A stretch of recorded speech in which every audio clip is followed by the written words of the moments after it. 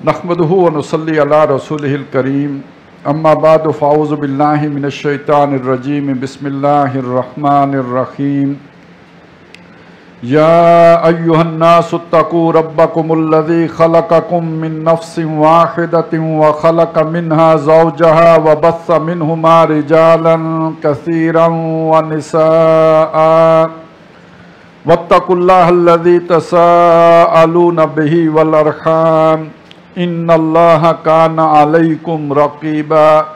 सदक़ल्लाहुल अज़ीम। रब्बिश्रह ली सदरी व यस्सिर ली अमरी वहलुल उक़दतम मिन लिसानी यफ़क़हू क़ौली। आमीन या रब्बल आलमीन। सूरह निसा ये सन 3 या 4 हिजरी के दरमियान ये ज़माना नुज़ूल है सूरह निसा का, और इसमें जो मामलात हैं उनके बारे में रहनुमाई दी गई है। अगरचे कि इबादत के हवाले से भी कुछ रहनुमाई है, लेकिन ज़्यादातर जो है मामलात के हवाले से, और ख़ास तौर पर घर गृहस्थी की ज़िंदगी, शादी ब्याह और औरतों के मामलात, यतीमों के मामलात, और फिर सबसे बढ़कर ये कि वरासत का कानून, कि जो शख्स मर जाए, जो तरका छोड़ मरे, तो उसे कैसे तकसीम करना है उसके रिश्तेदारों में। तो ये अहकामात हैं जो इसमें दिए गए हैं। इसके साथ साथ जो ज़्यादा तफसील के साथ जिसका ज़िक्र आया है, तकरीबन 84 आयात इस ज़िक्र पर मुश्तमिल हैं, वो मुनाफिकीन का ज़िक्र है।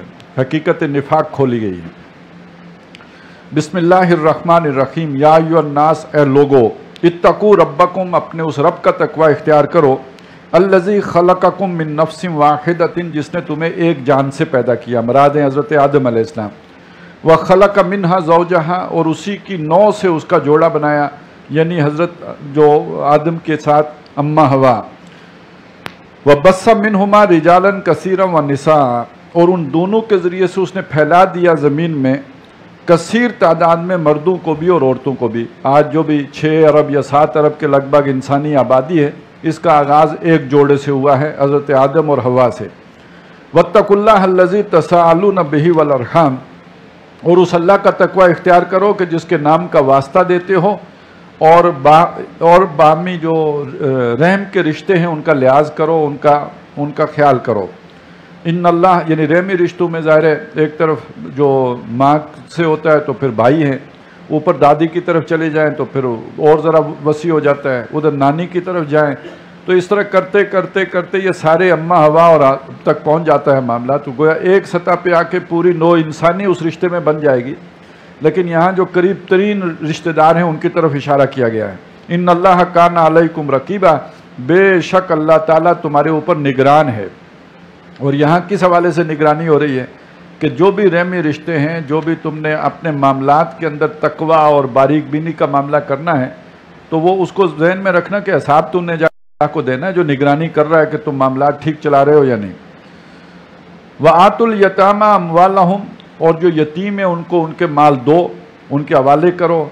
यानी ये कि कोई शख्स जो मर गया, उसके बच्चे रह गए, उसका माल आपने संभाला, तो वो जब यतीम बड़े हो जाएं तो उनको लौटा दो। वला ततबद्दलुल खबीस बित्तय्यिब, और अच्छे को बुरे से तब्दील ना कर दो। यानी लिस्ट बनी थी जब माल हवाले हुआ था, और वो उस वक्त जो भी 4 चारपाइयाँ थी, तो जब वापस करने लगे तो अच्छे वाली रख ली और को गिनती पूरी कर ली, खाना पूरी हो गई। तो ऐसा ना करो कि बुरी शय दे के और उसकी अच्छी शय खुद रख लो, और गिनती पूरी करने के लिए बुरी शय उसको दे दो। वला ताकुलू अमवालहुम इला अमवालिकुम, और उनके मालों को अपने मालों के साथ शामिल करके ना खा जाओ। ये सूरह बकरा में आया था। हांडी जो है वो मिक्स मुश्तरक पकाई जा सकती है, लेकिन ये कि उनके लिए जितना ज़रूरत है उतना ही डालो। ये ना हो कि उनके हिस्से का गोश्त ज़्यादा लाओ और जबकि खाओ ज़्यादा खुद। तो इसमें भी एहतियात करो और लिहाज रखो। इन्नहु काना हुबन कबीरा, बेशक ये बड़े वबाल वाली बात है, बहुत बड़े गुनाह की बात है। व इन खिफ्तुम अल्लाह तुक़सितू फिल यतामा, और अगर तुम्हें यतीम लड़कियों के बारे में अंदेशा हो कि फनकिहू अल्लाह तुक़सितू, कि तुम उनमें इंसाफ नहीं कर सकोगे। यानी इस तरह होता है कि फ़र्ज़ करें चचा का बेटा है, निकाह तो हो सकता है, लेकिन जो चचा की बेटी थी, जो चचा फोत हो गए हैं, तो अब उसका कोई और वारिस नहीं है, यही चचा का बेटा ही वारिस है। ये निकाह अगर कर लेगा तो इस बात का ख़तरा है कि चूंकि उसकी तरफ से तहफ़्फ़ुज़ देने वाला कोई नहीं, पूछ गछ करने वाला कोई नहीं, तो हो सकता है ये ज़्यादती करे। لہٰذا اس میں بہتر یہ ہے کہ تم کسی اور کے نکاح میں اسے دو تاکہ تم اس کی طرف سے جو ہے اس کی نگرانی کرتے رہو، اس کے حقوق کی پاسداری تمہاری طرف سے ہوتی رہے گی۔ تو اگر تمہیں اندیشہ ہو کہ چونکہ اس کی طرف سے کوئی پرسان حال نہیں ہوگا اور تم انصاف نہ کر سکو گے تو فَانْكِحُوا مَا طَابَ لَكُم مِّنَ النِّسَاءِ، تو جو دوسری عورتیں تمہیں پسند ہوں ان کے ساتھ نکاح کر لو، مثنیٰ و ثلاثہ و رباع، 2 2 3 3 4 4۔ فَإِنْ خِفْتُمْ أَلَّا تَعْدِلُوا، اور اس میں اگر اندیشہ ہو کہ بیویوں میں تم عدل نہیں کر سکو گے، 2 کی ہیں یا 3 کی ہیں یا 4 کی ہیں، اور ان کے حقوق کی پاسداری نہیں کر سکے، برابر انصاف نہیں کر سکے۔ ایک تو دل کا معاملہ ہے، وہ تو خیر اس میں تو کوئی عقل کا کنٹرول ہی نہیں، وہ کسی بھی محبت باقیوں کے مقابلے میں بڑھ کے ہو سکتی ہے، لیکن انصاف کا معاملہ کیا ہے؟ کپڑے دینے ہیں تو ایک جیسے دینے ہیں، کھانا دینا ہے تو ایک جیسا دینا ہے، رہائش دینی ہے تو ایک جیسی دینی ہے، باریاں رکھنی ہے تو ایک جیسی رکھنی ہے، تو جو قابل انصاف چیزیں اس میں بالکل سب کے درمیان برابری کرو۔ تو اگر تمہیں اندیشہ ہو کہ یہ نہیں کر سکو گے، اللہ تعدلوا کہ عدل نہ کر سکو، فواحدن تو ایک ہی پر قناعت کرو، او ما ملکت ایمانکم یا جو تمہارے دانے ہاتھ کی ملکیت ہو یعنی لونڈی، ذالک ادنیٰ اللہ تعولوا، اس سے امید ہے کہ تم ایک ہی طرف نہیں جھک پڑو گے، وآتوا النساء صدقاتہن نخلا، اور عورتوں کا ان کو مہر ان خوش دلی سے دو، جو ان کا مہر مقرر ہوا ہے تو وہ دل تنگ ہو کر یا غصہ ہو کر نہ دو بلکہ خوش دلی سے اور آمادگی سے ادا کرو۔ فَإِن طِبْنَ لَكُمْ عَنْ شَيْءٍ مِّنْهُ نَفْسًا، وہ اگر اپنی خوشی سے تمہیں کوئی شے دے دیں یعنی مہر میں سے کچھ معاف کر دیں، وہ کہیں کہ ہم نہیں لیتی سارا ہی معاف کر دیں، فَكُلُوهُ هَنِيًّا مَرِيًّا، تو پھر اس میں سے کھاؤ رچتا پچتا، وَلَا تُؤْتُوا السُّفَهَاءَ أَمْوَالَكُمْ، اور اپنے مال بے وقوفوں کے سپرد نہ کرو، الَّتِي جَعَلَ اللَّهُ لَكُمْ قِيَامًا، کہ جن اموال پر اللہ تعالیٰ نے تمہارا گزران رکھا ہے، یعنی یہ کہ یتیم بچے اگر ابھی اپنی رشد کی عمر کو نہ پہنچے ہوں، سمجھدار نہ ہوئے ہوں، بے وقوف ہوں، تو ان کو وہ مال نہ لوٹاؤ۔ وَارْزُقُوهُمْ فِيهَا، اس میں سے انہیں کھلاؤ، وَاکْسُوهُمْ پہناؤ، وَقُولُوا لَهُمْ قَوْلًا مَعْرُوفًا، اور انہیں بھلی بات کرو، نرم بات کرو، معقول بات کرو۔ وَابْتَلُوا الْيَتَامَىٰ حَتَّىٰ إِذَا بَلَغُوا النِّکَاحَ، اور یتیموں کو آزماتے رہو، پرکھتے رہو، امتحان لیتے رہو، کوئی تھوڑے پیسے دے کے انہیں سودا سلف خریدنے کے لیے بھیجتے رہو تاکہ ان کی تربیت بھی ہو اور وہ سیکھتے بھی رہیں یہاں تک کہ وہ نکاح کی عمر کو پہنچ جائیں۔ فَإِنْ آنَسْتُم مِّنْهُمْ رُشْدًا، اب اگر ان میں تمہیں یعنی بالغ ہو گئے ہیں، اب ان میں تمہیں رشد نظر آئی، سمجھداری نظر آئی، ان میں بلوغت نظر آئی، فَادْفَعُوا إِلَيْهِمْ أَمْوَالَهُمْ، تو ان کے اموال، ان کے مال جو تمہارے پاس امانتاً تھے اب ان کے سپرد کر دو، ان کے حوالے کر دو۔ وَلَا تَأْكُلُوهَا إِسْرَافًا، اور ان کے مالوں میں سے فضول خرچی کرتے ہوئے نہ کھاؤ، وَبِدَارًا، اور جلدی جلدی نہ کھاؤ، أَن يَكْبَرُوا، کہ بڑے ہو جائیں گے تو واپس کرنا پڑے گا، اس سے پہلے پہلے جتنا کھایا جا سکتا ہے کھا لیا جائے۔ وَمَنْ كَانَ غَنِيًّا فَلْيَسْتَعْفِفْ، تو جو کوئی غنی ہو جس کو اللہ نے وسعت دی ہوئی ہو تو اسے کیا ضرورت ہے کہ مال مکس کر کے کھائے، اسے ان کو بھی اپنے پاس سے کھلائے، اسے تو بچتے رہنا چاہیے۔ وَمَنْ كَانَ فَقِيرًا، اور جو محتاج ہو جس کے پاس اپنے گزران کا کچھ نہ ہو، اب یتیم کا مال اس کے پاس ہے، فَلْيَأْكُلْ بِالْمَعْرُوفِ، اب اس کو کھا کے دے گا تو بھلے طریقے سے تھوڑا بہت ہی جو ضرورت کے مطابق خود بھی استعمال کر لے۔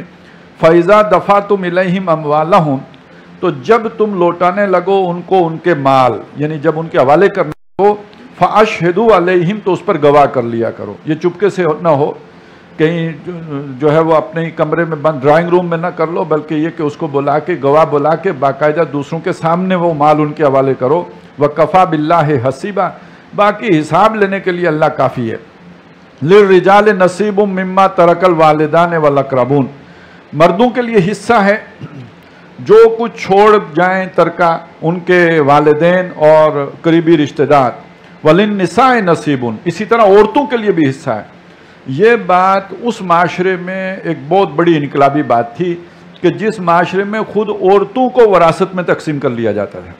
کوئی شخص مرا ہے، اس کی 7 بیویاں ہیں، 10 بیویاں، بڑا سردار مرا ہے، تو یہ پابندی تو نہیں تھی کہ 4 سے اوپر نہیں کر سکتے، جو جتنا بڑا سردار ہے اس کی اتنی ہی شادیاں ہیں، اور اس کے بڑی بیوی سے کوئی جو بیٹا تھا وہ تو اس سے چھوٹی عمر کی بیوی اس نے رکھی ہوئی تھی، تو جو یعنی حقیقت میں تو اس کی ماں ہے سوتیلی، بعد میں اس کو بھی وراثت میں وہ اپنے پاس رکھ لیتا تھا۔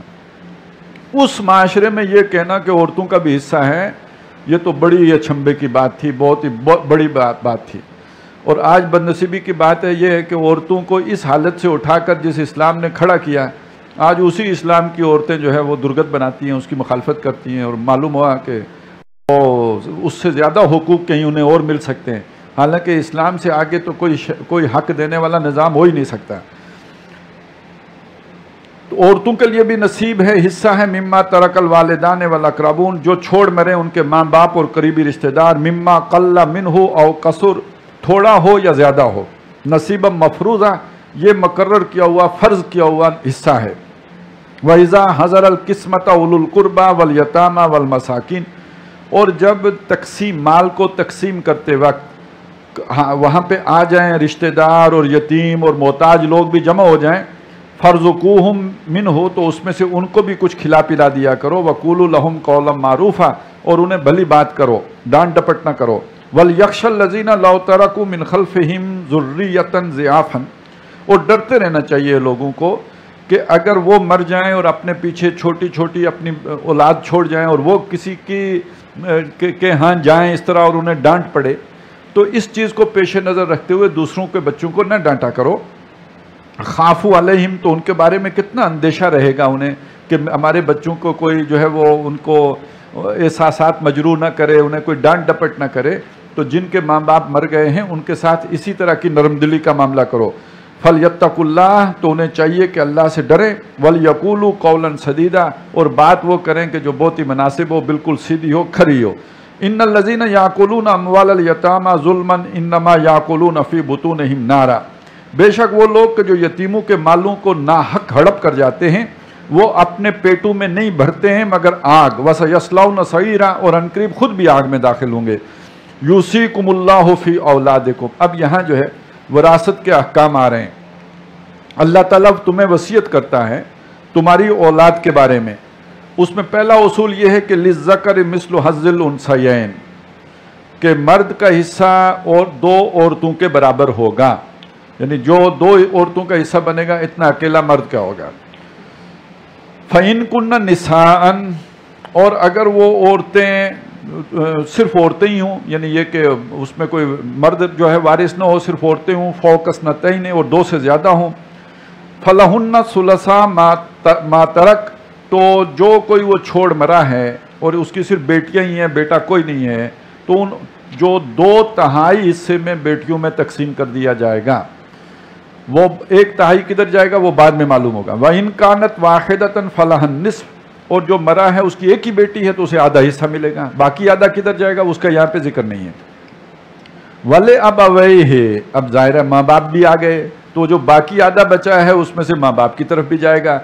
وَلِأَبَوَيْهِ، اور جو مرا ہے اس کے جو ماں باپ ہیں، لِكُلِّ وَاحِدٍ مِّنْهُمَا السُّدُسُ، ان میں سے ہر ایک کے لیے چھٹا حصہ ہوگا، مما کا انکان لہو ولد، جو وہ چھوڑ کے مرا ہے، جو ترکہ اس نے چھوڑا ہے، اگر اس کی اولاد ہو، بیٹیوں کی صورت میں ہو یا بیٹوں کی صورت میں۔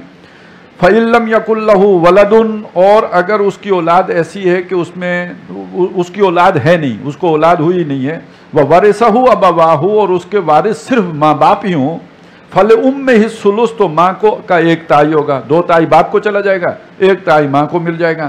فَإِن كَانَ لَهُ إِخْوَةٌ، اور اگر اس کے بھائی ہوں، فَلِأُمِّهِ السُّدُسُ، تو اس صورت میں ماں کو ملے گا چھٹا حصہ، مِن بَعْدِ وَصِيَّةٍ يُوصِي بِهَا أَوْ دَيْنٍ، بعد اس کے کہ جو اس نے قرضہ دینا ہو وہ ادا کر چکنے کے بعد، اور اس کے بعد جو اس نے وصیت کی ہو وہ بھی پوری، 1/3 کے اندر وصیت کر سکتا ہے، وہ پوری کرنے کے بعد، یعنی سب سے پہلے قرضہ دیا جائے گا، قرضہ دینے کے بعد جو بچے گا اس میں جو 1/3 جو ہے اس میں اس کی وصیت جو ہے وہ لاگو ہو سکتی ہے، وہ دینے کے بعد جو بچا ہوگا اس کو اس طرح تقسیم کیا جائے گا۔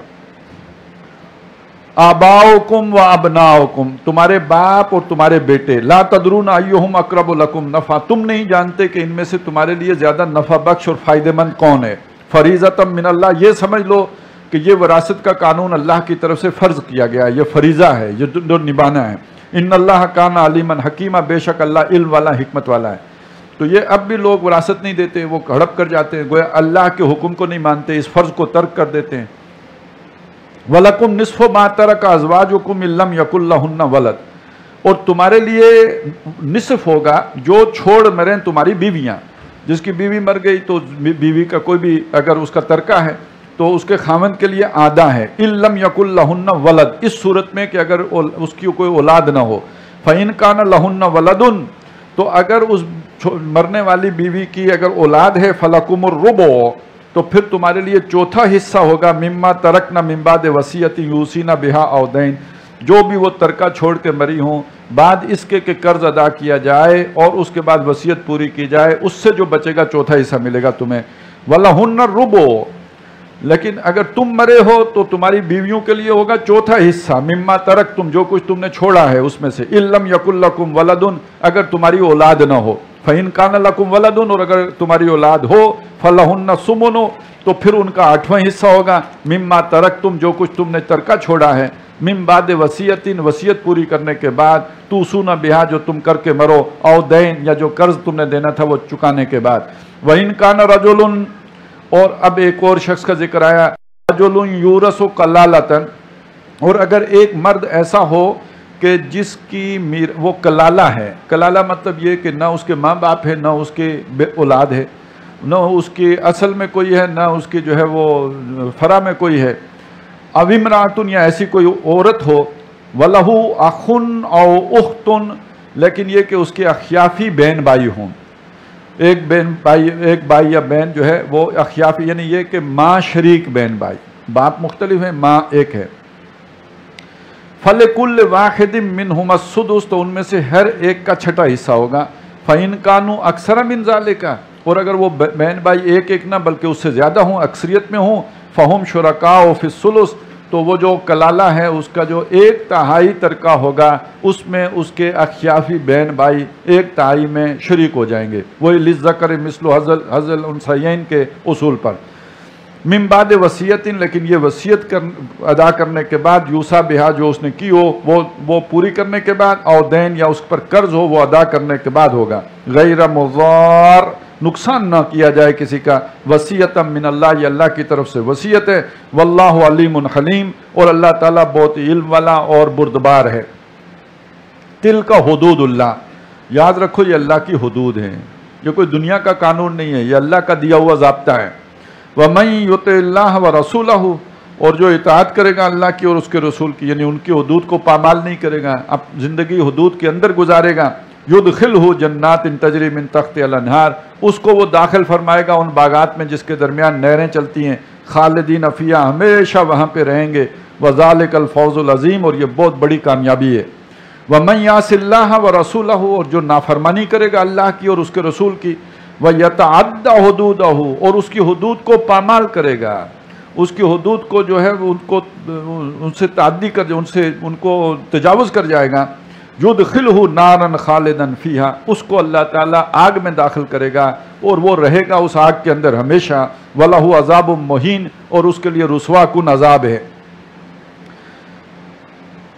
اب معاشرت کے حوالے سے کچھ اور احکام آ رہے ہیں، فرمایا واللاتی یاتین الفاحشۃ من نسائکم، یہ ذہن میں رکھیے کہ جو معاشرہ ہے مدینے کا، اس میں مسلمان بھی رہتے ہیں اور غیر مسلم بھی رہتے ہیں، یہودی بھی ہیں وہاں پہ، اور دوسرے لوگ جو ہے کافر قسم کے وہ بھی رہ رہے ہیں، تو اس میں اب ایک مخلوط معاشرت ہے، اور اس میں اس بات کا امکان ہے کہ ایک مسلمان عورت کسی غیر مسلم کے ساتھ ملوث ہو جائے، تو جب ایسا ہو تو کیا کرو؟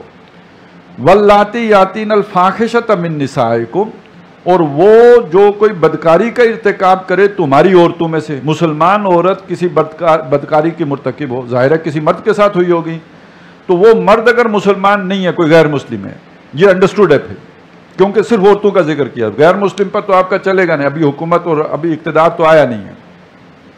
فاستشہدوا علیہن اربعۃ منکم، تو اس پر 4 گواہ اپنے والے مسلمان 4 گواہ اس پر پیش ہو جائیں، فَإِن شَهِدُوا، اور اگر وہ گواہی دے دیں، فَأَمْسِكُوهُنَّ فِي الْبُيُوتِ، تو ان کو گھروں کے اندر قید کر دو، جیل تو ہے نہیں، ابھی گھروں کے اندر ہی قید کیا جائے گا، محبوس رکھا جائے گا، حَتَّى يَتَوَفَّاهُنَّ الْمَوْتِ، یہاں تک کہ ان کو موت وصول کر لے، موت ان کو وفات دے دے، او یجعل اللہ لہن سبیلا، یا اللہ تعالیٰ ان کے لیے بعد میں کوئی اور سبیل راستہ نکال دے، یعنی کوئی نیا حکم آ جائے، جو سورہ نور میں آیا ہے کہ وہ اگر غیر شادی شدہ ہیں تو 100 کوڑے لگیں گے، اور شادی شدہ ہیں تو سنسار ہوگا۔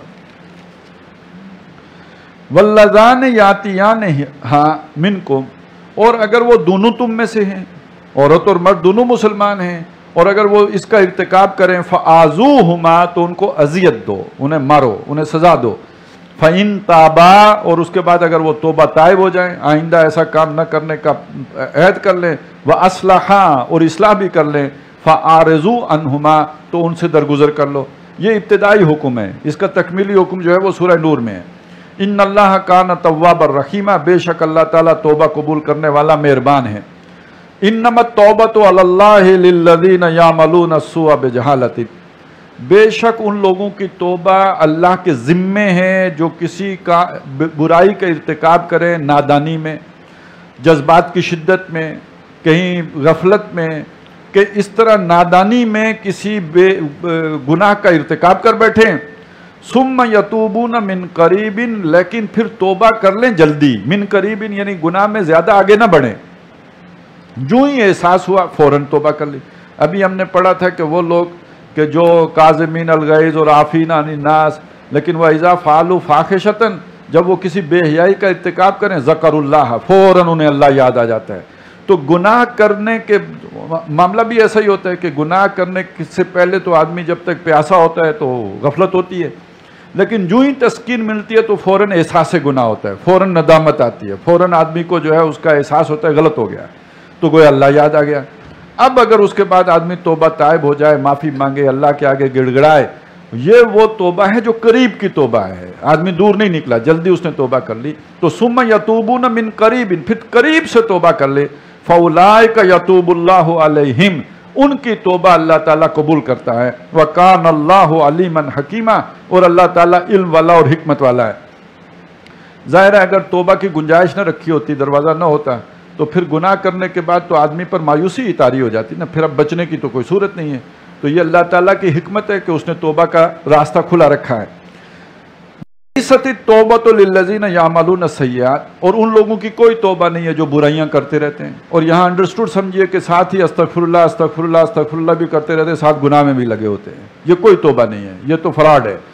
تو ان لوگوں کی کوئی توبہ نہیں ہے جو گناہوں میں مست رہتے ہیں، حتیٰ اذا حضر احدہم الموت یہاں تک کہ جب کہ ان کے میں سے کسی کے سامنے موت آن کھڑی ہوتی ہے، فرشتہ اجل دیکھتے ہیں، قال انی تبت الآن اب وہ کہتا ہے کہ میں توبہ کرتا ہوں، وللذین یموتون اور نہ ہی ان لوگوں کی کوئی توبہ ہے جب مرتے ہیں وہم کفار اس حالت میں ہوتے ہیں کہ کافر تھے، ان کی کوئی توبہ نہیں ہے۔ اولئک اعتدنا لہم عذابا الیما ان کے لیے تو ہم نے تیار کر رکھا ہے دردناک عذاب۔ یا ایھا الذین آمنوا لا یحل لکم ان ترثوا النساء کرہا اے وہ لوگوں جو ایمان لائے ہو، یہ تمہارے لیے حلال نہیں ہے، جائز نہیں ہے، روا نہیں ہے کہ تم عورتوں کو زبردستی وراثت میں لے لو، ان کے وارث بن جاؤ۔ میں بتا چکا ہوں، کوئی شخص مرا، اس کی کئی بیویاں تھیں، اب اس کے جو وارث ہیں بیٹے ہیں، اس نے زبردستی ان عورتوں کو اپنے ہاں جو ہے وہ پابند کر لیا۔ اب اس میں ایک صورت یہ ہوتی تھی کہ اچھی لگی خود ہی نکاح کر لیا، نکاح مقتی کہلاتا تھا لیکن کر لیتے تھے، اور ایک صورت یہ ہوتی تھی کہ اپنی مرضی سے نکاح دیتے تھے اور پیسے لیتے تھے اس کے بھی، اور یعنی اپنا پیسہ وصول معاوضہ وصول کر کے پھر کسی اور کو دیتے، اور یہ بھی ہوتا تھا کہ نہ نکاح کرتے نہ کسی اور کو دیتے، ویسے ہی جو ہے وہ تمتع کرتے۔ تو یہ ساری خرابیاں تھیں کہ جو اس معاشرے کے اندر تھیں، تو مسلمانوں کو روکا گیا، اصلاح کی گئی کہ عورتوں کے معاملے انہیں مال وراثت سمجھ کر اپنے گھر میں نہ ڈال لیا کرو۔ وَلَا تَعْضُلُوهُنَّ لِتَذْهَبُوا بِبَعْضِ مَا آتَيْتُمُوهُنَّ اور انہیں تنگ نہ کرو، انہیں روکے نہ رکھو، قید کر کے نہ رکھو کہ جو کچھ تم نے انہیں دے رکھا ہے اس میں سے کچھ وصول کر لو۔ اب ظاہر ہے ان کا وراثت میں حصہ بنا ہے، آپ نے روک لیا کہ وہ حصہ چھوڑیں تو آپ آزاد کریں گے وگرنہ جانے نہیں دیں گے، تو یہ بھی در حقیقت بڑی زیادتی کی بات ہے۔ إِلَّا أَن يَأْتِينَ بِفَاحِشَةٍ مُبَيِّنَةٍ ایک بات ہے کہ اگر ایک استثناء ہے، وہ کسی کھلی بے حیائی کا ارتکاب کریں تو وہ دوسرا معاملہ ہے، اس کے سوا ان کے ساتھ یہ زیادتیاں نہ کرو۔ وَعَاشِرُوهُنَّ بِالْمَعْرُوفِ اور ان سے معاشرت رکھو، برتاؤ کرو، ان کو ساتھ گزران کرو بھلے طور پر، اچھے انداز میں، انسانوں کی طرح۔ فَإِن كَرِهْتُمُوهُنَّ اب یہ بھی ہو سکتا ہے کسی وقت آدمی پر کوئی ایسی کیفیت طاری ہو جائے، خاص طور پہ مرد پر، کہ وہ اس عورت اچھی نہ لگے۔ یہ کیفیت آخر ہے ہی نا کہ جب کوئی کہتا ہے جی اس میں یہ برائی ہے وہ برائی ہے، بھائی کیا برائی ہے؟ آٹا گوندتے ہوئے ہلتی ہے۔ اچھا یہ کیفیت عورت پہ بھی طاری ہو سکتی ہے، وہ اسے لگے کہ یہ جب کھانا چباتا ہے تو اس کی داڑھی ہلتی ہے، تو یہ جو کسی سے جب بیزاری ہو جاتی ہے تو چھوٹی چھوٹی باتیں بھی بری لگتی ہیں. تو اگر تمہیں کسی وقت اس کی کوئی بات بہت بری لگے، کوئی عادت ناپسند ہو، بالکل وہ دیکھتے ہی آپ کا جو ہے وہ دماغ گھوم جائے، فَآسَانْ تَكْرَهُ شَيْئًا، تو ہو سکتا ہے کہ تم کسی شے کو ناپسند کر رہے ہو، وہ تمہیں اچھی نہ لگتی ہو، تمہیں اپنے مزاج کے اعتبار سے وہ بری نظر آ رہی ہو. وَيَجْعَلَ اللَّهُ فِيهِ خَيْرًا كَثِيرًا، اور اللہ نے تمہارے لیے اس کے اندر خیر کثیر رکھا ہوا. یہ انسان کی ایک کمزوری ہے کہ جو بلائی اسے حاصل ہوتی ہے وہ اس کا احساس نہیں کرتا، اور جو کانٹا اسے چبھتا ہے وہ اس کو جلدی محسوس کرتا ہے. پورا پاؤں اسے اپنا آرام میں نظر نہیں آئے گا، وہ کانٹے والی جگہ کی تکلیف اسے زیادہ محسوس ہوگی. یہ آدمی کی یوں سمجھے لمیٹیشن ہے. اسی طرح یہ ایک عورت ہی کا مسئلہ نہیں ہے اور مرد ہی کا مسئلہ نہیں ہے، یہ دوستوں کے درمیان بھی ہو سکتا ہے. ہر رشتے کے اندر یہ بات ہو سکتی ہے کہ آپ کو کسی کا ایک پہلو جو بڑا چھوٹا سا پہلو ہے وہ ناپسند ہو، لیکن اس تعلق کی وجہ سے آپ کے ساتھ بہت ساری بلائیاں بھی ہوں، بہت سارا خیر بھی ہو، بہت سی اچھائی بھی آپ کو مل رہی ہو. اب ایک عورت ہو سکتا ہے کہ صبح نہ ہو، لیکن یہ کہ وہ آپ کے بچوں کو اچھی تعلیم دے سکتی ہو، اچھی تربیت دے سکتی ہو. ایک عورت ہو سکتا ہے کہ یہ کام تعلیم و تربیت کا نہ کر سکتی ہو، لیکن گھر بہت اچھی طرح سے وہ چلا رہی ہو. تو کوئی بھی پرفیکٹ نہیں ہوتا ہے، سب خصوصیات اس کے اندر جمع نہیں ہو سکتی. ایک دفعہ ایک صاحب آئے، ان کا ایک ہی بیٹا تھا اکلوتا، اور وہ اتنا لاڈلا تھا کہ وہ بیچارہ میٹرک بھی نہیں کر سکا. تو مجھے انہوں نے کہا اس کے لیے رشتہ چاہیے، لیکن رشتہ بڑی تعلیم یافتہ لڑکی ہو، کم از کم ماسٹر ہو، اور درس قرآن بھی دے سکتی ہو، اور دنیاوی تعلیم میں بھی کم نہ ہو، اور مزید یہ ہے کہ گھر کے معاملات کے اندر بھی سگڑ ہو. اور پتہ نہیں انہوں نے اتنی باتیں بتا دی، میں تو پریشان ہوا کہ یہ صاحب جو ہے اس بچے کی زندگی اور بھی برباد ہی کریں گے. میں نے ایک دفعہ ٹالا، پھر دوسری دفعہ آئے، میں نے کہا یہ تو اللہ کو آرڈر دینا پڑے گا، ابھی تک ایسی بنائی کوئی نہیں ہے اس نے. تو یہ سمجھ لیجئے کہ یہاں پرفیکشن نہیں ہے.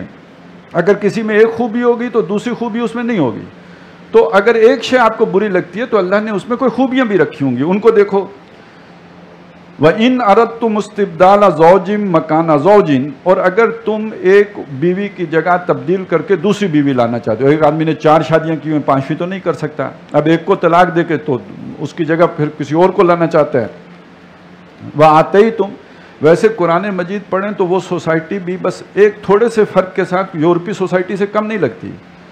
عورتوں کے معاملے میں ان کے میلانات ویسے ہی ہیں، صرف وہاں پہ آزادی ہے، بس آپ جو ہے ایوانوں کی طرح معاملات ہیں. یہاں ڈسپلن ہے کہ آپ شادی کرو، پھر ٹھیک ہے آپ نے نہیں رکھنی تو طلاق دے دو، طلاق کوئی عیب نہیں ہے، وہ کہیں اور شادی ہو جاتی ہے.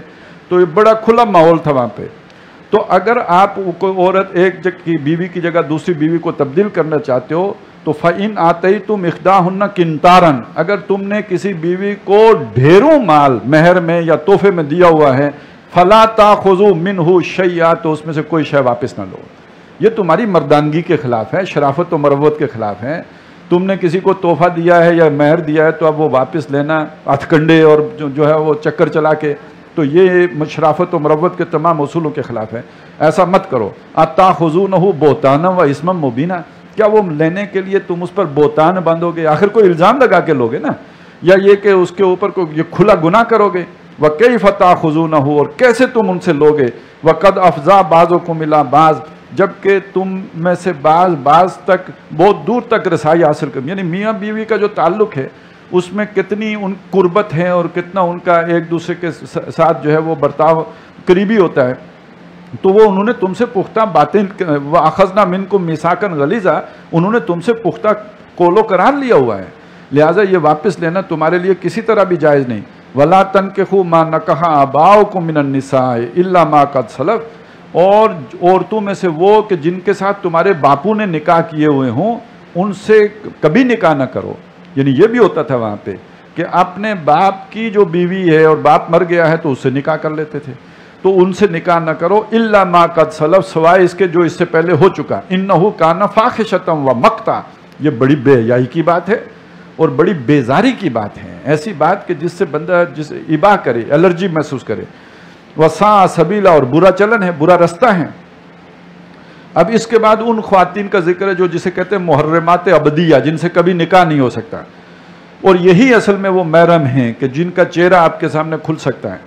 حرمت علیکم امہاتکم و بناتکم و اخواتکم، تم پر حرام کی گئی ہیں، یعنی ان سے نکاح نہیں ہو سکتا. نکاح حرام کیا گیا ہے تمہارے اوپر، تمہاری مائیں اور اسی طرح تمہاری بیٹیاں اور تمہاری بہنیں، وَأَمَّاتُكُمْ اور تمہاری پھوپھیاں، وَخَالَاتُكُمْ اور تمہاری خالائیں، وَبَنَاتُ الْأَخِ اور تمہارے بھائی کی بیٹیاں یعنی بھتیجیاں، وَبَنَاتُ الْأُخْتِ اور تمہاری بہن کی بیٹیاں یعنی بھانجیاں، وَأُمَّهَاتُكُمُ اللَّاتِي أَرْضَعْنَكُمْ اور تمہاری وہ مائیں جنہوں نے تمہیں دودھ پلایا ہو، وَأَخَوَاتُكُمْ مِنَ الرَّضَاعَةِ اور تمہاری وہ بہنیں جو دودھ شریک ہوں، وَأُمَّهَاتُ نِسَائِكُمْ اور تمہاری بیویوں کی مائیں یعنی جو ساس ہے، وَرَبَائِبُكُمُ اللَّاتِي فِي حُجُورِكُمْ مِن نِسَائِكُمُ اللَّاتِي دَخَلْتُمْ بِهِنَّ اور تمہاری وہ ان بیویوں سے جو بیٹیاں ہیں کہ جن بیویوں کے ساتھ تم مقاربت کر چکے ہو، یعنی وہ تمہاری بیٹی تو نہیں ہے، اس کی کہیں اور شادی ہوئی تھی، وہاں سے بیٹی ساتھ لے کے آئی، اب تمہارے نکاح میں ہے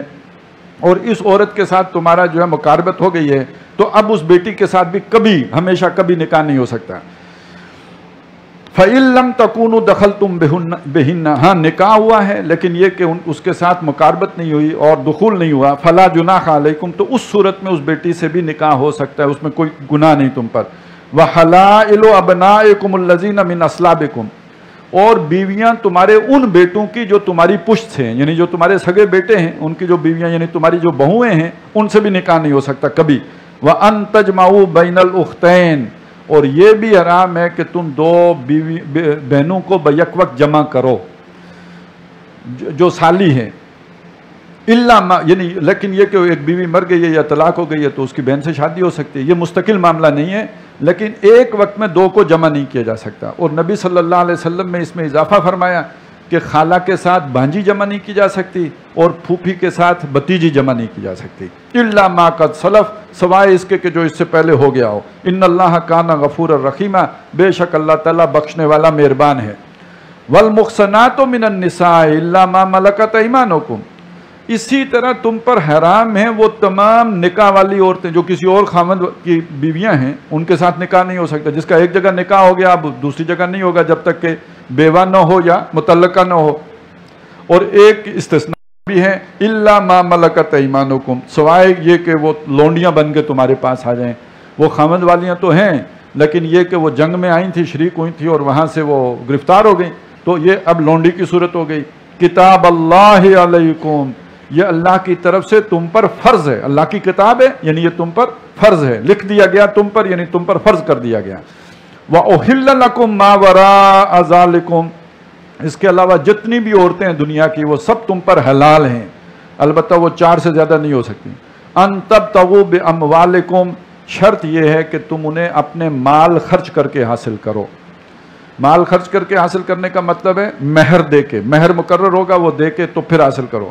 نمبر 1 محسنین قید نکاح میں لانے کا ارادہ ہو، اور قید نکاح میں لانے کا مطلب یہ ہے کہ کوئی خاص وقت دورانیے کے لیے نہ ہو، نکاح تو اس جو ہے وہ ہوتا ہے زندگی کے لیے، بعد میں اگر گڑبڑ ہو گئی تو علیحدہ معاملہ ہے، لیکن اس وقت نیت ارادہ زندگی ساتھ نبھانے کا ہو۔ غیر مصافحین محض مستی نکالنا یعنی زنا کرنا جو ہے وہ پیش نظر نہ ہو، بلکہ یہ کہ ایک نکاح اور ساتھ زندگی گزارنا پیش نظر ہو۔ فَمَسْتَمْتَعْتُمْ بِهِ مِنْهُنَّ تو ان میں سے جن کو بھی تم جن سے تمتع کرو فائدہ اٹھاؤ، فَآتُوهُنَّ أُجُورَهُنَّ فَرِيضَةً تو ان کو ان کے حق مہر جو تم نے مقرر کیے تھے وہ ادا کرو۔ وَلَا جُنَاحَ عَلَيْكُمْ فِي مَا تَرَاضَيْتُمْ بِهِ مِنْ بَعْدِ الْفَرِيضَةِ اور اس میں تم پر کوئی گناہ نہیں ہے کہ مہر مقرر کرنے کے بعد، فرض کرنے کے بعد تم باہمی رضامندی اور مرضی اور منشا سے ایک دوسرے سے کچھ کمی بیشی کر لو، مرد عورت کو زیادہ دے دے، جتنا مقرر ہوا تھا اس سے زیادہ دے دے، یا عورت کہے میں لیتی ہی نہیں یا آدھا لے لے، یہ تم باہمی رضامندی سے کر سکتے ہو۔ ان اللہ کان علیما حکیما بے شک اللہ تعالیٰ علم والا حکمت والا ہے۔ وَمَن لَّمْ يَسْتَطِعْ مِنْكُمْ طَوْلًا اور تم میں سے جو کوئی استطاعت نہ رکھتا ہو، مقدرت نہ رکھتا ہو، اس کے پاس اتنا وسائل نہ ہوں، ان ينكح المحصنات المؤمنات کہ وہ ایمان والی آزاد عورتوں کے ساتھ نکاح کر سکے۔ یہ 2 جگہوں پہ محصنات کا لفظ آیا ہے، یہ حسن ہوتا ہے اصل میں، ہا صاد نون جو کلے کو کہتے ہیں۔ محصنہ وہ عورت کہ جو محفوظ ہے، پروٹیکٹڈ ہے، اور یہ پروٹیکشن 2 طرح کی ہوتی ہے۔ ایک پروٹیکشن خاوند والی جو نکاح جس کا ہو گیا وہ محصنات جو پارا جہاں سے شروع ہو رہا ہے۔ والمحصنات من النساء وہ عورتیں کہ جو کسی خاوند کے نکاح میں کلے میں ہے، اور ایک محسنہ وہ ہوتی ہے جو کنواری ہے لیکن محسنہ ہے، یعنی خاندان والی ہے، وہ خاندان کی پروٹیکشن اسے حاصل ہے، ماں باپ ہیں، بہن بھائی ہیں، تو وہ پروٹیکشن اسے ہے۔ تو یہاں محسنہ جو آ رہا ہے دوسری مرتبہ، یہ وہ والی ہے محسنات المومنات جن سے نکاح، پہلی والوں سے تو نکاح ہی نہیں ہو سکتا، وہ کسی اور کے نکاح میں ہے، تو یہ کنواریاں ہیں یا غیر منقوعہ ہیں، اور ان کو محسنہ اس لیے کہا گیا کہ خاندان کے تحفظ میں، جسے اپنی زندگی خود گزارنے کے لیے محنت مشقت کرنی پڑے اس پر وہ تحفظ نہیں ہے، تو وہ گویا محسنہ نہیں ہے۔ فَمِمَّا مَلَكَتْ أَيْمَانُكُمْ، تو اگر تم کسی آزاد مومن عورت سے نکاح کرنے کی، ظاہرہ اس کا مہر زیادہ ہوگا، وہ مہر تمہارے پاس ہے نہیں تو اس کی استطاعت نہیں ہے، تو جو تمہارے دانے ہاتھ کی ملکیت، یعنی کسی لونڈی سے نکاح کر لو، من فتیاتکم، جو تمہاری فتیاتکم المومنات، جو ایمان والی لونڈیاں ہیں، واللہ اعلم بایمانکم، اللہ تمہارے ایمان سے خوب واقف ہے، بعضکم من بعض، ایک دوسرے میں سے ہو، فانکحوہن باذن اہلہن، البتہ لونڈی سے اگر نکاح کرنا ہے تو ظاہر ہے وہ کسی کی لونڈی ہے، تو جس کی وہ لونڈی ہے اس کی اجازت سے اس سے نکاح کرو، وآتوہن اجورہن بالمعروف، ظاہر ہے اس کا مہر کم ہوگا تو اس کو اس کا مہر دو، جو بھی معروف دستور ہے، جو اس وقت کا سٹینڈرڈ ہے ان کے لیے، اس کے مطابق، اور محصنات غیر مصافحات ولا متخذات اخدان، قید نکاح میں آنے والیاں ہوں، محض مستی نکالنے والیاں نہ ہوں، اور نہ ہی چھپی یاریاں لگانے والیاں ہوں، فَإِذَا أُحْصِنَّ، اور جب وہ قید نکاح میں آ جائیں، فَإِنْ أَتَيْنَ بِفَاحِشَةٍ، اور اگر وہ کسی بے حیائی کا ارتکاب کریں، فَعَلَيْهِنَّ نِصْفُ مَا عَلَى الْمُحْصِنَاتِ مِنَ الْعَذَابِ، تو جو آزاد عورت کے لیے سزا مقرر ہوئی ہے اس کے مقابلے میں اس کو آدھی سزا ملے گی، 50 کوڑے لگیں گے، اس لیے کہ یہ لونڈی ہے، اس کو وہ پروٹیکشن حاصل نہیں ہے۔ ایک پروٹیکٹڈ جو ہے خاتون ہے اس کا معاملہ اور ہے، اور ایک ایسی خاتون ہے کہ جس کو پروٹیکشن نہیں ہے، اسے گھر کی چار دیواری سے باہر نکلنا پڑتا ہے، اس کی حفاظت نہیں ہو رہی، اس کے لیے وہ آسان نہیں ہے اپنی حفاظت کرنا، اسے کوئی بھی ورگلا سکتا ہے، اسے کبھی بھی غلطی ہو سکتی ہے، اس لیے اگر اس سے یہ غلطی ہو تو اس کو آدھی سزا ملے گی۔ ذالک لمن خشی العنت منکم، اور یہ لونڈی سے نکاح کرنے کی چھوٹ بھی اس کو دی جا رہی ہے جسے سختی کا اندیشہ ہو، یعنی جو اپنا آپ قابو میں نہ رکھ سکے اور اسے خطرہ ہو کہ کہیں مجھ سے بھی کوئی گناہ ہی نہ سرزد ہو جائے، تو اس کے لیے یہ چھوٹ ہے۔ وَأَن تَصْبِرُوا، اور اگر تم صبر کر سکو، یعنی آزاد عورت سے نکاح کرنے کے لیے صبر کر سکو، خیر لکم، تو یہ تمہارے لیے بہتر ہے، واللہ غفور الرحیم، اور اللہ تعالیٰ بخشنے والا مہربان ہے۔ یرید اللہ لیبین لکم ویہدیکم سنن الذین من قبلکم ویتوب علیکم، اللہ چاہتا ہے کہ وہ تمہارے لیے یہ معاملات کھول کے سمجھائے، تمہیں اچھی طرح تمہیں بتائے یہ چیزیں، یہاں لوگ ٹھوکر کھاتے ہیں۔ اب دیکھیے مغرب نے کتنی ترقی کی ہے، چاند پہ پہنچا چاہتا ہے، لیکن یہ کہ دوسری طرف ان معاملات میں پتہ ہی نہیں ہے، زندگی گزارنے کے یہ رنگ ڈھنگ آتے نہیں، اس لیے جو ہے تمدن کی جڑ کٹی ہوئی ہے، اب وہاں پہ بڑے مسائل ہو رہے ہیں۔ تو تمہاری تہذیب اپنے خنجر سے آپ خودکشی کرے گی، جو شاخ نازک پہ آشیانہ بنے گا ناپائیدار ہوگا، تو اللہ تعالیٰ نے اس فیملی سسٹم کو مستحکم کرنے کے لیے ہمیں یہ ساری رہنمائی دی ہے۔ یہ خشت اول ہے، یہ خشت اول ٹیڑھی پڑ جائے پورے معاشرے کی اٹھان غلط ہو جائے گی، اور اب اصل میں وہ ہمارے اسی خاندانی نظام کے پیچھے پڑے ہوئے ہیں کہ ہم تو برباد ہوئے، ہم تو ڈوبے ہیں صنم، تم کو بھی لے ڈوبیں گے۔ اب ہمارا یہ جو سارا یہ جو آ رہا ہے، حقوق نسواں بل آ رہے ہیں، اور پتہ نہیں کیا گند بلا آ رہا ہے سارا، یہ اسی سوشل انجینئرنگ پروگرام کے تحت آ رہا ہے، اور وہ سوشل انجینئرنگ پروگرام کیا ہے؟ ڈسٹرکشن کا پروگرام، مسلم فیملی سسٹم کو تباہ کرنے کا پروگرام ہے۔ تو اللہ یہ چاہتا ہے کہ وہ تمہیں ان لوگوں کے رستے پر چلائے جو تم سے پہلے گزرے ہیں، وَيَتُوبَ عَلَيْكُمْ، اور تمہیں معاف کر دے، تم پر نظر عنایت کرے، وَاللَّهُ عَلِيمٌ حَكِيمٌ، اور اللہ علم والا حکمت والا ہے۔ وَاللَّهُ يُرِيدُ أَن يَتُوبَ عَلَيْكُمْ، اللہ تعالیٰ تم پر چاہتا ہے، توبہ کا مطلب تو یہ ہے نا کہ وہ تم پر نظر کرم کرے، عنایت کرے، تم پر مہربان ہو۔ وَيُرِيدُ الَّذِينَ يَتَّبِعُونَ الشَّهَوَاتِ، اور وہ لوگ کہ جو خواہشات کے پیروکار ہیں، اور خواہشات کا پیروکار اسے آج کے زمانے میں اس کے لیے کیا لفظ ہے؟ لبرل، جس کے اوپر کوئی پابندی نہیں ہے، جس کے من میں جو آتا ہے وہ کرتا ہے۔ اب یہ نعرے دیکھیں نا، میرا جسم میری مرضی، میرا مال میری مرضی، ایک تصور یہ مال میرا نہیں ہے، مال اللہ کا ہے، میرے پاس امانت ہے، میری مرضی نہیں ہے، اس میں خرچ وہی کروں گا جہاں میں خرچ کر سکتا ہوں، یہ جسم میرا نہیں ہے، میرا ہو تو میں خودکشی کر سکتا ہوں، لیکن خودکشی حرام کیوں ہے؟ یہ جسم میرا نہیں ہے، میں اپنے جسم، میرے جسم کا بھی میرے اوپر حق ہے، اور مجھ سے یہ بھی پوچھا جائے گا کہ میں نے اپنے جسم کا حق ادا کیا ہے یا کہ نہیں کیا ہے، کیوں؟ یہ بھی تو امانت ہے۔ تو نہ جسم میرا، نہ مال میرا، نہ کوئی اور شے میری، یہ تو سب میرے پاس امانت کے۔ تو یہ ایک تصور، ایک مائنڈ سیٹ ہے، ایک نقطہ نظر ہے، ایک زندگی کے بارے میں ایک جو خیال ہے۔ اس کے مقابلے میں ایک یہ ہے، میرا جسم، میری مرضی، میری سوچ۔ یہ خواہشات کے پیروکار لوگ ہوتے ہیں، یہ تو اپنی جو بھی من میں آئے پھر وہی کریں گے۔ تو وہ لوگ کہ جو من چاہی زندگی بسر کرنا چاہتے ہیں، یتبعون الشہوات، جنہیں آج ہم اپنی اصطلاح میں لبرل کہتے ہیں، آزاد خیال لوگ، آزاد منش لوگ، وہ یہ چاہیں گے کہ ان تمیلوا میلا عظیما، کہ تم گمراہ ہو جاؤ، تم میلانات رکھو، تم مائل ہو جاؤ، بہت دور کا مائل ہونا، یعنی خواہشات کی طرف مائل ہو جاؤ، گمراہیوں کی طرف مائل ہو جاؤ۔ اللہ نے جو تمہیں سیدھی راہ دکھائی ہے اس سے ہٹ کر پگڈنڈیوں کی طرف مائل ہو جاؤ۔ یرید اللہ ان یخفف عنکم، اللہ تم پر تخفیف کرنا چاہتا ہے۔ یہ تمہیں مشکل لگتا ہے نا، یہ جو پابندیاں ہیں، یہ مشکل نہیں ہے، یہ تمہارے لیے آسانی ہے۔ اگر اسی طرح معاملہ کھل جائے تو زندگی جو ہے وہ اجیرن ہو جائے۔ اور 10 دن کے لیے، جیسے میں نے کہا نا، ہر آدمی میں کچھ نہ کچھ خامی ہوتی ہے، اس خامی کی وجہ سے جو ہے بندھن ٹوٹتے رہیں۔ اور اس طرح کے لوگ جو جسے کہیں نا کہ آئیڈیل قسم کے، وہ دیکھنے میں کتنے ہوں گے معاشرے میں، کیا عورتوں میں اور کیا مردوں میں، شاید 1000 میں 2 دانے نکلیں۔ تو پھر سب کا جو برین ڈرین جیسے ہوتا ہے، تو یہاں پہ جو ہے وہ ڈرین اسی طرف ہوگا نا، باقی کیا کریں گے؟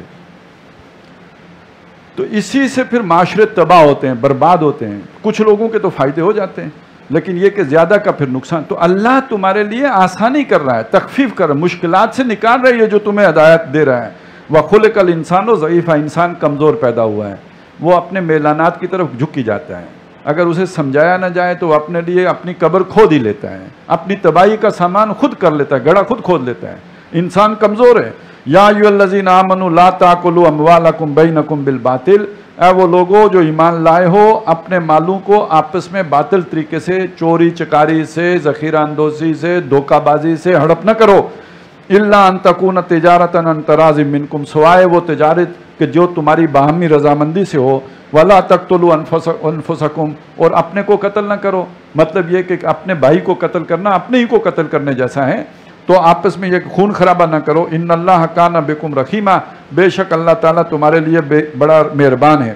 ومن یفعل ذلک عدوانا وظلما، اور جو ان گناہوں میں سے کسی کا ارتکاب کرے گا سرکشی کرتے ہوئے اور ظلم کرتے ہوئے، فسوف نصلیہ نار، تو عنقریب ہم اسے جھونکیں گے آگ میں۔ وکان ذلک علی اللہ یسیرا، اور یہ اللہ کے لیے آسان ہے۔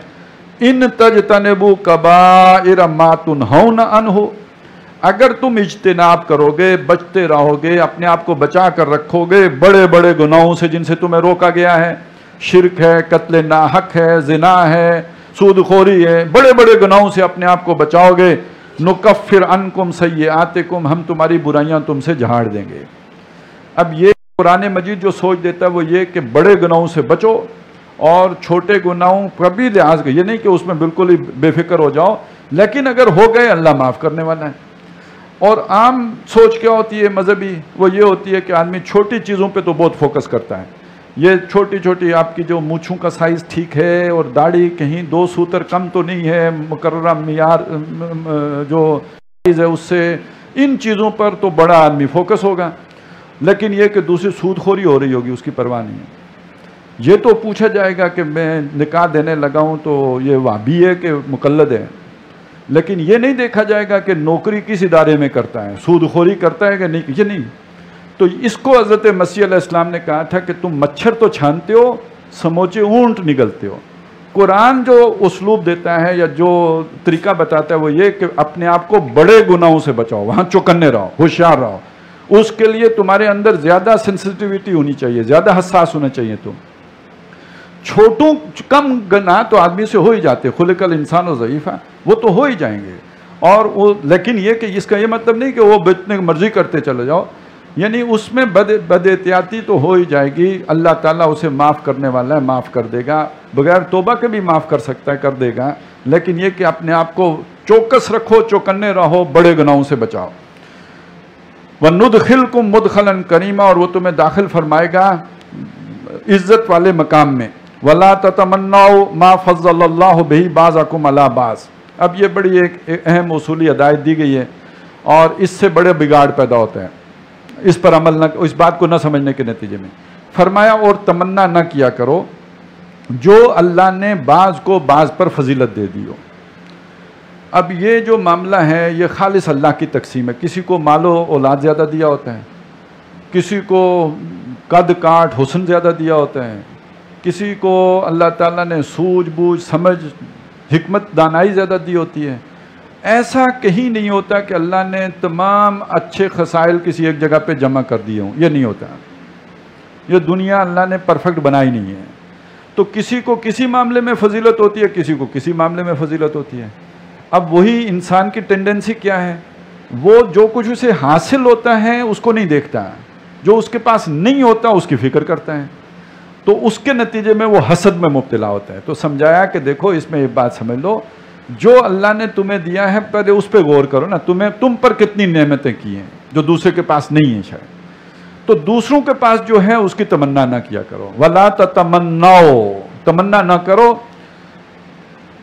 مَا فَضَّلَ اللَّهُ بِهِ بَعْضَكُمْ عَلَىٰ بَعْضٍ، جو اللہ نے بعض کو بعض پر فضیلت دی ہو اس معاملے میں تمنا نہ کرو، حسد نہ کرو، اس کا لالچ نہ کرو.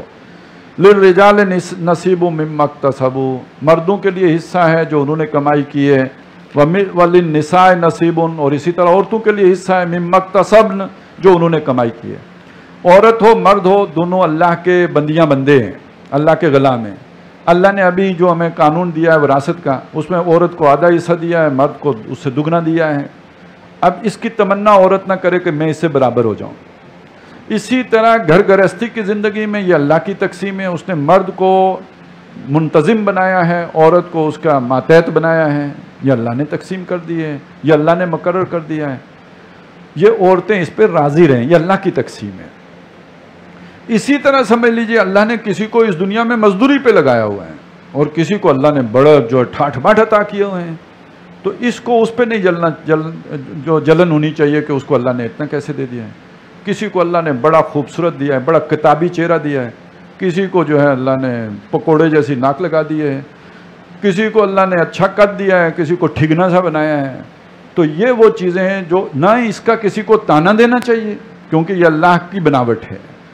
تانا دینے والا بھی ویل لکل ہمزۃ لمزہ، نہ تانا اس کا ہونا چاہیے، اور نہ ہی کسی کو اس پر جو ہے وہ کسی بھی درجے میں وہ اپنے اندر کوئی احساس محرومی کا پیدا کرنا چاہیے. وَاسْأَلُوا اللَّهَ مِنْ فَضْلِهِ، اللہ سے مانگا کرو اس کا فضل. یہ نہ دیکھا کرو دوسرے کو کیا ملا ہے، اپنا حصہ مانگو. اور یہ تربیت بچوں کو بھی دینی چاہیے. بعض اوقات بچہ ہوتا ہے وہ کہتا ہے جناب آپ نے اس کو دیا ہے تو مجھے بھی دیں. تو ایک بات تو پوچھی جا سکتی ہے نا، بیٹا آپ کو کیا ضرورت ہے؟ اس کو تو دیا ضرورت ہے، اسے میں نے قلم لا کے دیا اس کی ضرورت ہے. آپ کی کیا ضرورت ہے؟ آپ کو قلم نہیں، آپ کو کوئی اور چیز کھلونا لا کے دے دیتا ہوں.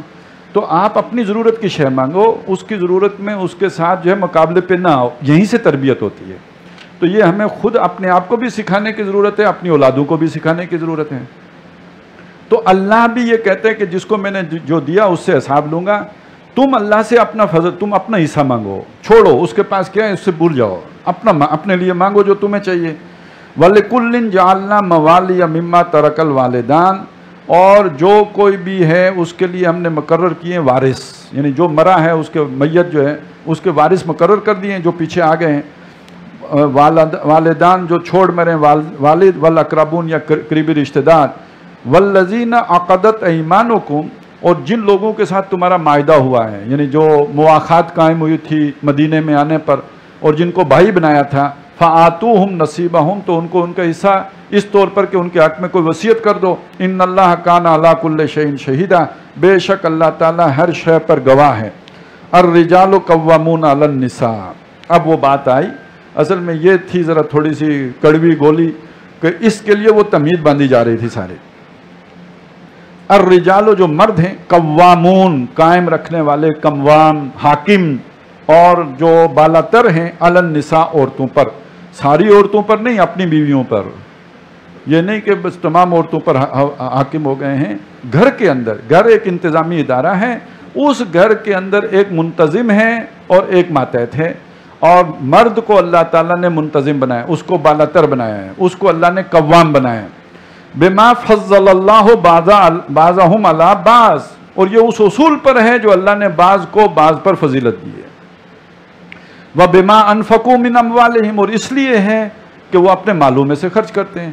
اب نکاح تو دونوں کی ضرورت ہے، عورت کی بھی ضرورت ہے، مرد کی بھی ضرورت ہے، لیکن مہر کس پر فرض کیا اللہ نے؟ مرد پر فرض کیا کہ تم نے عورت کو جو ہے مہر ادا کرنا ہے، تو یہ اس پر اللہ نے اس کے ذمے یہ کام لگا دیا، اور اس کے نتیجے میں اللہ تعالیٰ نے اس کو گھر کے اندر قوام بنا دیا۔ اب نیک بیویاں کون ہیں، نیک عورتیں کون ہیں؟ فرمایا فالصالحات، تو پس نیک عورتیں وہ ہیں قانتاتن، جو تابعدار ہیں اپنے خامدوں کی، ان کو اوبے کرنے والی ہیں، حافظات للغیب، اور غیب میں ہوتے ہوئے حفاظت کرنے والیاں ہیں، ان کے سامان، ان کی جو بھی امانتیں ان کے پاس رکھی ہوئی ہیں، ان کے جو راز ہیں ان کی حفاظت کرنے والیاں ہیں، ان کے عیبوں کی حفاظت کرنے والیاں ہیں۔ بما حافظ اللہ، جیسے اللہ حفاظت کرتا ہے، سب کے عیب چھپائے رکھے ہیں اللہ نے، تو یہ بھی ان کے عیب چھپانے والی، ان کے ان کی عزت آبرو کا وہ بھی یعنی جو اپنا جو وہ اپنی عزت کی حفاظت کر رہی ہیں، وہ اپنے خامند کی عزت کی بھی تو حفاظت ہو رہی ہے۔ تو پس نیک عورتیں وہ ہیں جو اپنے خامدوں کی تابعدار ہیں اور ان کی عزت، آبرو، مال، ہر شے کی حفاظت کرنے اور رازوں کی حفاظت کرنے والیاں ہیں، جیسے کہ اللہ نے حفاظت فرمائی ہے۔ واللاتی تخافون نشوزہن، اور وہ عورتیں کہ جن کے تمہیں اندیشہ ہو سرکشی کا اور بغاوت کا، فائزوہن، تو انہیں سمجھاؤ۔ سب سے پہلا مرحلہ ان کو سمجھانے کا، اچھی واز کہتے ہیں دل نشیں انداز میں بات کرنے کو، تو بہت ہی اچھے طریقے سے صحیح موقع پر سمجھاؤ۔ سمجھانے کے بھی اوقات ہوتے ہیں، یہ تو نہیں کہ آدمی ہر وقت جو وہ کسی کام میں لگی ہے، بچے ابھی جا رہے ہیں سکول اور اس کو سمجھ نہیں آ رہی کہ کیا پہلے کروں کیا بات کروں، اور آپ کو اس وقت سمجھانے کا خیال آیا ہے، تو کوئی کیا سمجھے گا؟ تو سمجھانے کا بھی وقت ہو، کوئی ریسیپٹیو موڈ میں بیٹھا ہو یا کوئی ایسا موقع ہو، تو سمجھانے کا بھی جو ہے وہ ماحول دیکھنا پڑتا ہے، تو پہلے سمجھاؤ۔ اگر سمجھ جائیں تو ٹھیک ہے، اور نہ سمجھ نہیں آتی تو وَاهْجُرُوهُنَّ فِي الْمَضَاجِعِ، دوسرا مرحلہ یہ ہے ان کو ہجرت کرا دو، ان کو ان کے بستروں پہ علیحدہ کر دو، یعنی ان کے ساتھ صحبت جو ہے وہ ان تعلق کے زن و شو منقطع کر دو، اور اسی سے اصلاح ہو جائے گی۔ نہ ہو تو پھر ایک بات وہ بھی آئی ہے کہ جس کا ترجمہ بھی آج کل کرتے ہوئے خطرہ ہوتا ہے کہ کوئی دفعی آئین پاکستان کی نہ لگ جائے، وہ ہے وَضْرِبُوهُنَّ، پھر ان کو تھوڑی لگاؤ بھی۔ اور اس میں نبی صلی اللہ علیہ وسلم نے یہ فرمایا کہ منہ پہ نہیں مارنا ہے، اور ایسی ضرب نہیں لگانی ہے جس سے ضرب جو ہے زخم ہو جائے یا ہڈی ٹوٹ جائے، لیکن یہ کہ کوئی ڈرانے دھمکانے کی بات بھی ہے۔ وَضْرِبُوهُنَّ اللہ کا کلام ہے، تو ڈرتے ڈرتے ترجمہ تو کر ہی دینا چاہیے، کیونکہ آج کے دور میں بہرحال مشکل ہو گیا ہے۔ اسی ڈر کے مارے ایک صاحب نے بڑا عجیب ترجمہ کیا، انہوں نے ترجمہ کیا وَضْرِبُوهُنَّ، انہیں مثالیں دے کے سمجھاؤ۔ ہے نا قرآن مجید میں ضرب اللہ مثلا، اللہ مثالیں مارتا ہے، یعنی تو انہیں مثالیں مارو، مثالیں دے دے کے سمجھاؤ۔ تو یہ بہرحال یہاں مثالیں نہیں دے مارنے کی بات ہے، یہاں سیدھی سیدھی بات ہے۔ جب حضور نے اس کی تشریح بھی کر دی کہ منہ پہ نہیں مارنا ہے، تو مثال منہ پہ نہ ماریں تو کدھر ماریں پھر؟ تو یہ وہ ویسے ہی انہوں نے جان چھڑائی ہے اس ڈر کے مارے جو میں آپ کو بتا رہا تھا۔ یہ طلاق سے پہلے کے معاملات ہیں، یہ مراحل ہیں، ان سے گزرنے کے بعد بھی اگر اصلاح نہ ہو تو پھر ایک طلاق ہے، پھر 1 مہینہ عدت ہے، اس کے اندر آپ نے رجوع کر لیا تو ٹھیک ہو گیا، نہیں تو پھر یہ کہ دوسری طلاق ہو جائے گی، پھر اس کی عدت ہے پوری ہوگی، تو پھر اس کے بعد تیسری تو دینے کی ضرورت ہی نہیں ہے، اس لیے کہ جب 3 مہینے پورے ہو جائیں گے تو اس کے بعد خود بخود جدائی ہو جائے گی، سیپریشن ہے۔ لیکن اس میں ساری زندگی کے لیے موقع ہوگا کہ اگر عورت اور مرد چاہیں تو دوبارہ نکاح بھی کر سکتے ہیں۔ تو تیسرا تو خواہ بالکل حماقت کے علاوہ اس کا کوئی نام ہی نہیں رکھا جا سکتا کہ بھئی تیسری طلاق دینے کی کیا ضرورت ہے، جب 2 دینے ہی سے وہ مطلب حل ہو جاتا ہے تو تیسری کیوں دیں؟ فَإِنْ أَطَعْنَكُمْ، تو اگر وہ تمہارا کہنا ماننے لگیں، وہ تمہاری پیروی اختیار کر لیں، فَالصَّالِحَاتُ قَانِتَاتٌ ہو جائیں، تابعدار ہو جائیں، فَلَا تَبْغُوا عَلَيْهِنَّ سَبِيلًا، تو اب ان کو ستانے کے لیے بہانے نہ ڈھونڈو۔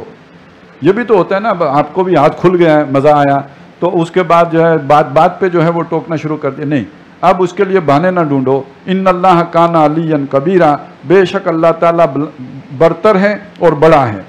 وَإِنْ خِفْتُمْ شِقَاقَ بَيْنِهِمَا، اور اے مسلمانوں اگر تمہیں اندیشہ ہو کہ ان کے درمیان اب زدم زدہ ہو گئی ہے. یہ بھی ایک صورت ہوتی ہے میاں بیوی. ہوتا یہ ہے کہ ایک دوسرے کی چاہت بھی ہوتی ہے، لیکن اوپر سے کوئی ایسا معاملہ گڑبڑ ہو جاتا ہے کہ وہ مان نہیں رہے ہوتے، کوئی زدم زدہ کی کیفیت پیدا ہو جاتی ہے.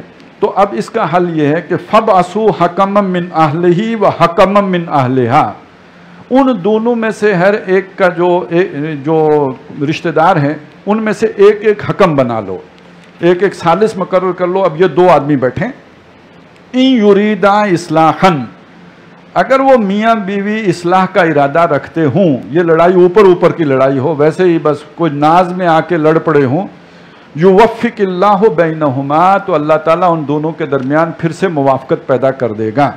وہ رکتی ہے میری تباہ تو ہوتی ہے رواں، اور تو جھگڑے کے بعد تو بالکل ایک تجدید عہد ہوتی ہے، ایک نئے سلسلے سے جو ہے وہ اثر نو ایک تعلق شروع ہو جاتا ہے.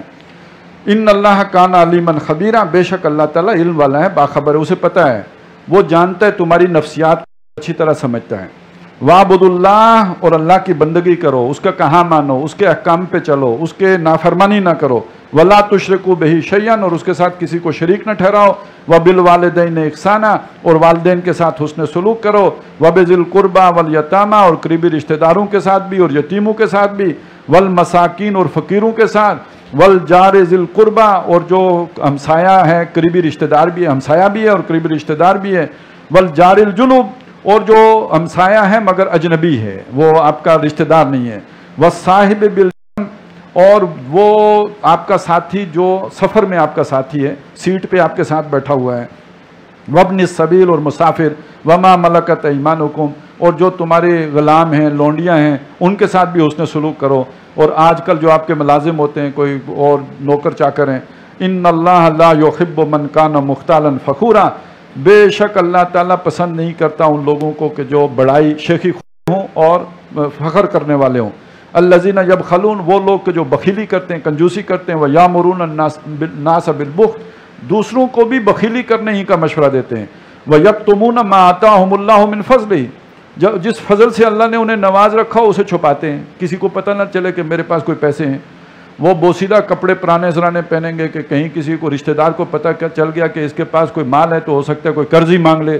لہٰذا وہ اپنی حالت ہی ایسی بنا کے مسکینوں والی رکھتے ہیں کیونکہ کوئی سوچے ہی نہ کہ اس کے پاس کوئی چار پیسے بھی ہیں. تو کوئی اللہ کی نعمت کا اظہار نہیں کرتے. وَآتَدْنَا لِلْكَافِرِينَ عَذَابًا مُهِينًا، ایسے کافروں کے لیے رسوا کن عذاب ہم نے تیار کر رکھا ہے. یعنی یہ بھی ناشکری کی صورت ہے کہ اللہ نے دیا ہوا ہو اور اسے آدمی اپنے اوپر بھی نہ خرچ کرے. وَالَّذِينَ يُنْفِقُونَ أَمْوَالَهُمْ رِئَاءَ النَّاسِ، اور وہ لوگ کہ جو اپنے مالوں کو لوگوں کو دکھانے کے لیے خرچ کرتے ہیں، یہ بڑا سخی ہے. وَلَا يُؤْمِنُونَ بِاللَّهِ وَلَا بِالْيَوْمِ الْآخِرِ، اور نہ وہ اللہ پر ایمان رکھتے ہیں نہ آخرت پر ایمان رکھتے ہیں. وَمَنْ يَكُنِ الشَّيْطَانُ لَهُ قَرِينًا، تو جس کے دوست بن جائے شیطان، معلوم ہوا یہ شیطان اس کا پکا دوست ہے، تو جس کا دوست شیطان بن جائے، ساتھی ہو جائے، قرین ہو جائے، وہ اس کا فساء قرینا، بہت برا دوست ہے. یہ دوست انسان کو جو ہے پار بھی لگاتے ہیں اور دوست جو ہے انسان کو گڑھے میں بھی گراتے ہیں. اور وہ دوست کہ جو انسان کو دوزخ میں پہنچا دے، ظاہر ہے اس سے برا دوست اور کون سا ہوگا. فساء قرینا. وَمَاذَا عَلَيْهِمْ لَوْ آمَنُوا بِاللَّهِ وَالْيَوْمِ الْآخِرِ، ان کا کیا بگڑتا اگر یہ ایمان لاتے اللہ پر اور آخرت کے دن پر. وَأَنفَقُوا مِمَّا رَزَقَهُمُ اللَّهُ، اللہ ہی کے دیے ہوئے رزق میں سے خرچ کرتے. یہ ان کا اپنا تھوڑا تھا، اللہ ہی نے دیا تھا، اسے اللہ کی راہ میں خرچ کرتے. وَكَانَ اللَّهُ بِهِمْ عَلِيمًا، اور اللہ تعالیٰ کو ان کی خوب خبر ہے. إِنَّ اللَّهَ لَا يَظْلِمُ مِثْقَالَ ذَرَّةٍ، بے شک اللہ مسکال کے ذرے کے برابر بھی ظلم نہیں کرتا. وَإِن تَكُ حَسَنَةً، اور اگر کوئی نیکی ہوگی، يُضَاعِفْهَا، تو وہ اسے دگنا کرے گا. وَيُؤْتِ مِن لَّدُنْهُ أَجْرًا عَظِيمًا، اور اپنے پاس سے اجر عظیم سے بھی ہمکنار کرے گا. فَكَيْفَ إِذَا جِئْنَا مِن كُلِّ أُمَّةٍ بِشَهِيدٍ، تو کیا عالم ہوگا جب ہر امت میں سے ہم ایک گواہ لائیں گے. کون سا گواہ؟ جو آ کے گواہی دے گا اللہ تیرا دین میں نے ان تک پہنچا دیا تھا. وَجِئْنَا بِكَ عَلَىٰ هَٰؤُلَاءِ شَهِيدًا، اور اے نبی آپ کو اس امت پر گواہ بنا کے لائیں گے. یہ اگر کہیں گے نا ہمیں نہیں پتا تھا، ہم نے عورتوں سے حسن سلوک نہیں کیا، ہمیں پتہ نہیں تھا، ہم نے گھر گرہستی کی زندگی نہیں بس ہمیں پتہ نہیں تھا، ہم لبرل ہو گئے ہمیں پتہ نہیں تھا، تو محمد رسول اللہ گواہی دیں گے میں ان کے پاس پہنچا کے گیا تھا. انہوں نے قرآن پڑھا ہے، قرآن ان کے پاس تھا اور انہوں نے اس کو توجہ ہی نہیں دی اور دندوں میں لگے رہے. تو گواہ آپ کو نبی ان پر بنائیں گے. ایک دفعہ جب حضور کے سامنے قرآن پڑھا جا رہا تھا، بلکہ آپ کی خواہش پر پڑھا جا رہا تھا، تو پڑھتے پڑھتے جب صحابی یہاں پہ پہنچے تو حضور نے کہا بس کرو بس کرو بس کرو. وہ کہتے ہیں میں نے نظر اٹھا کے دیکھا حضور رو رہے تھے. اپنی امت کے خلاف گواہی دینی ہوگی. کیف اذا جئنا من کل امت بشہید، کیا ہوگا جب ہر امت میں سے ایک گواہ کھڑا کریں گے. وجئنا بکا، اور آپ کو لائیں گے اے نبی، علی ہؤلاء، ان کے اوپر، شہیدا، گواہ بنا کر. یومئذ یود الذین کفروا وعصوا الرسول، اس دن وہ لوگ جنہوں نے کفر کیا ہوگا اور جنہوں نے رسول کی نافرمانی کی ہوگی، وہ کہیں گے، وہ چاہیں گے لو تسوا بہم الارض، کہ وہ زمین کے اندر برابر کر دیے جائیں، وہ معدوم ہو جائیں، ان کی زندگی ہی نہ ہوتی. ولا یکتمون اللہ حدیثا، اور وہ اللہ سے کوئی بات چھپا نہیں سکیں گے، پوشیدہ نہیں رکھ سکیں گے. بارک اللہ لی ولکم فی القرآن العظیم ونفعنی وایاکم بالآیات والذکر الحکیم.